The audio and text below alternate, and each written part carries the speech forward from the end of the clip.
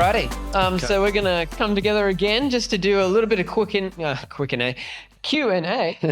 Might be quick, who knows? And then you guys are welcome if you're here in person. We've got just a light meal out in the terrace that you're more than welcome to come and enjoy. Have some fellowship. Maybe you want to talk about what we've been talking about tonight, what that means for your life. But Peter, loaded question. Loaded question, okay. Top question that's here. Yeah. Who is your favourite grandchild? Boom. Okay, I can see a bunch of hands going up there already. It's me. Okay, here's the answer. It's the one I'm with at the moment. In the moment. I'm not your grandchild, Peter. The one I'm with in the moment. Yeah, there you go. Sure. I mean, okay. In the moment. Okay, that's a good answer. All right. Whew. Okay. They're all special, equally special. They are absolutely, every one of them, and every one of them extends my prayer life. Wendy and I pray for every one of them together at the end of every day, and man, what a privilege and what a responsibility. That's good. I like that answer. So we got another question. The suffering that happens to us, is that the will of God? Yeah. That's a really good question, isn't it? Because we all have an aversion to suffering.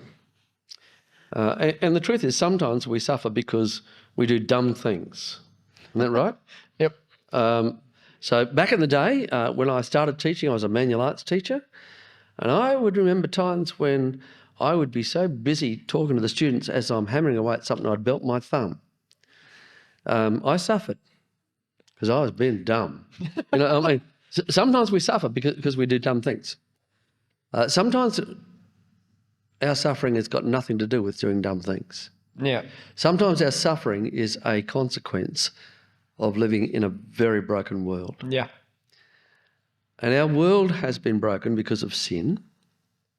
And it's not just our own sin. It goes right back to the sin of our first parents, Adam and Eve. Yeah.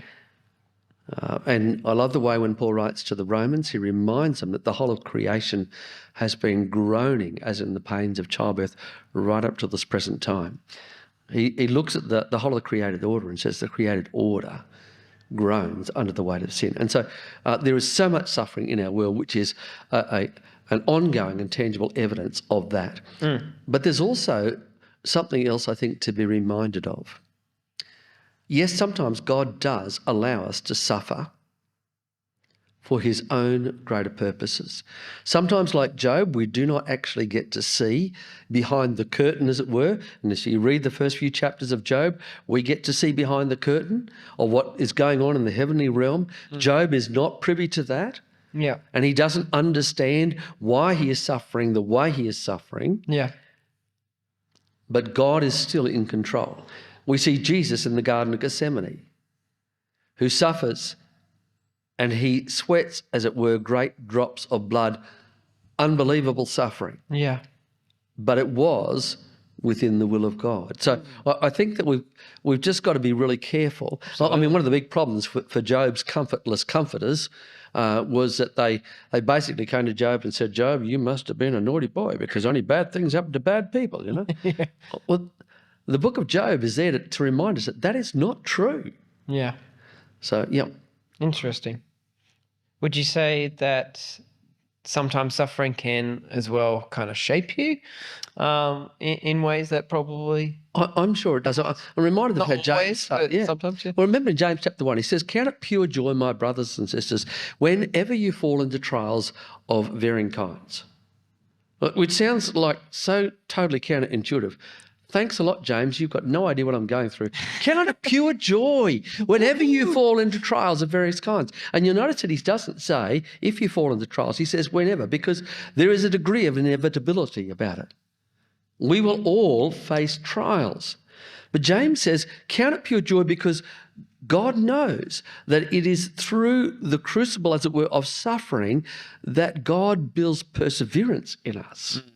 That God builds spiritual strength and stamina. Yeah. And it is often the case that we perhaps grow more vigorously through our seasons of suffering than we might have when life is a bit of ease. Yeah. Yep.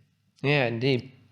So we've got another question. Does Acts chapter 16, and the opening door Yep. that it refers to imply following God is the easy path that is not blocked?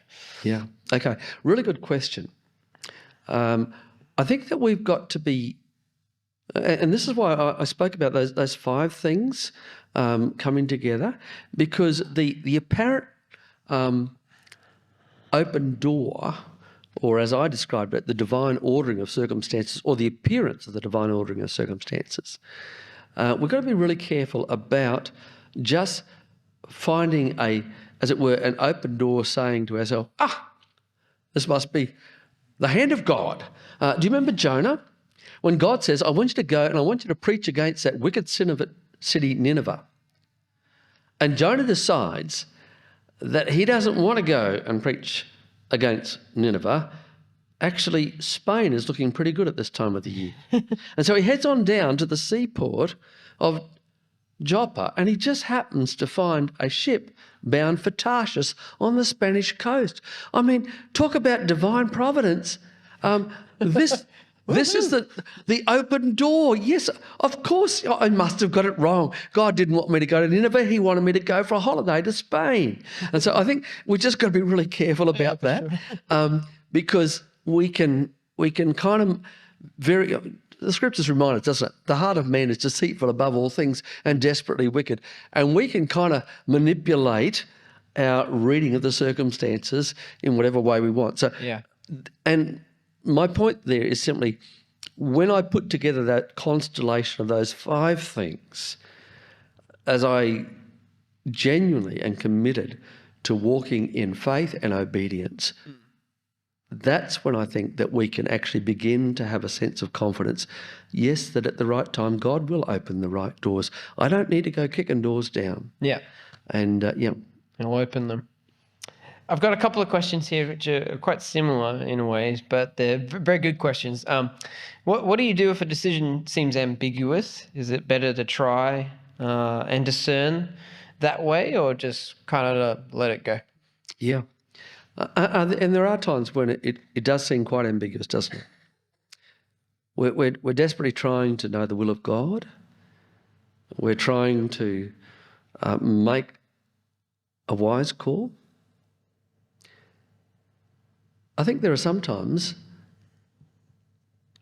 in the case of ambiguity, when it does us well to know what it is to wait quietly upon the Lord. You see, I think sometimes we want an answer and we want it now, hey? It's like the person who's praying for patience. Lord, give me patience now, we kind of want the immediacy of it. We want the answer now. And yet I think sometimes there is much to be learned in the process of being still and waiting upon God. And certainly that's been our own experience. Times where we have felt as if God has been, as it were, ruffling our ruffling our feathers, unsettling our nest, in a sense that we've got a sense that God has something else in view, but there's no clarity. And my impatient spirit would want to say, but Lord, come on, give me an answer, show me a sign, And there are times where it seems to me that God has just wanted us to say, yes, I got your attention, and that's just what I want. Now I want you to wait quietly upon the Lord, and in my own time and in my own way, I will open the door when the time is right. Yeah. No, that's really helpful. Really good. Another awesome question. What is the relationship between the will of God and our free will to live daily? For instance, does he care what housework I do, how often I go out and with whom, and that type of thing? Sure. So when it comes to the will of God, do I get up of a morning and I look in the pantry and I see, man, I got Weet-Bix and I got Vita-Brits, and I've got Cocoa Pops. Well, I mean, I'm certainly not going to touch the Cocoa Pops. All right, it's no good for you at all. So all right. So I've already figured the will of God on that one. I'm not okay. I mean, does the will of God come down to things like whether I have 2 slices of toast for breakfast or whether I put Vegemite on it or whatever, Well, obviously Vegemite. Yeah. Yeah, well, there you go. Okay, you heard it from the pastor. You got the answer. That's all you needed. All right. I think we've got to be really careful about trivialising the will of God in that respect. But you asked, or the person who put that question asked about, should I be doing the house cleaning or whatever? Yeah. I think the will of God is not so much about should I be doing the house cleaning, but what should be my attitude in doing the house cleaning? Doing all things to the glory of God. Exactly. Whatever you do in word or deed, do it all as unto the Lord. And so this is the will of God. We know that this is the commanded will of God. Yeah. That my attitude in the doing of what I do is paramount to God. Yeah. And so do I wash the car this coming Saturday? I don't feel like it, or whatever. That's not a question in terms of discerning the will of God. But my attitude in all that I do should actually resound to the honour and the glory of God's name. Yeah. Yeah. Yeah, that's good. One last question, or maybe one more after that. Does discernment of God's will matter if we are considering a career or job opportunity that's outside of the church or, say, like a parachurch ministry? Yeah. Yes, it does. Okay. Well, there you go. Pastor's given the answer. Yeah. Look, I think it really does. I've got to confess that when I went into teaching, I didn't realise how much I was going to enjoy it. I went into teaching and I just had a blast. Man, I love my job. And for the first 3 years of my teaching career, I just loved what I was doing. But I remember very clearly about 3 years into it, God absolutely challenged me. And the challenge was simply this, that for the first 3 years of my teaching career, I was a teacher who in one sense happened to be a Christian. And the challenge that God brought to my heart was, Peter, you have got this all wrong. You are a child of God.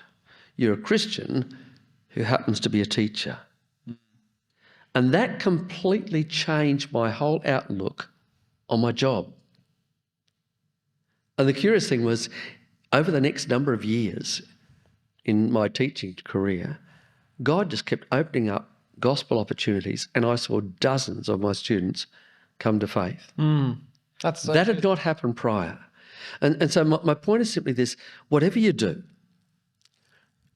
in the economy of God, there is not a secular sacred divide. God is profoundly interested about absolutely everything in our lives. Yeah.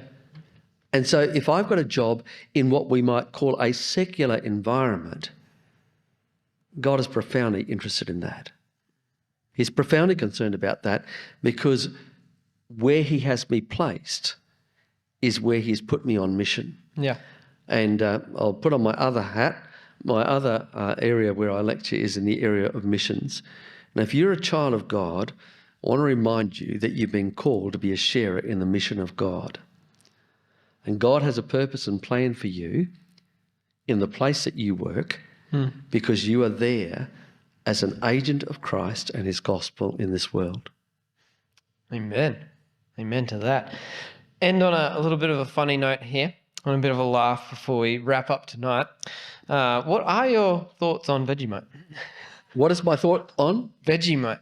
Vegemite? Yeah. Okay. Is it a staple for you in breakfast time? Do you pray to God? It does. Or should I be doing Vegemite? I never pray about Vegemite.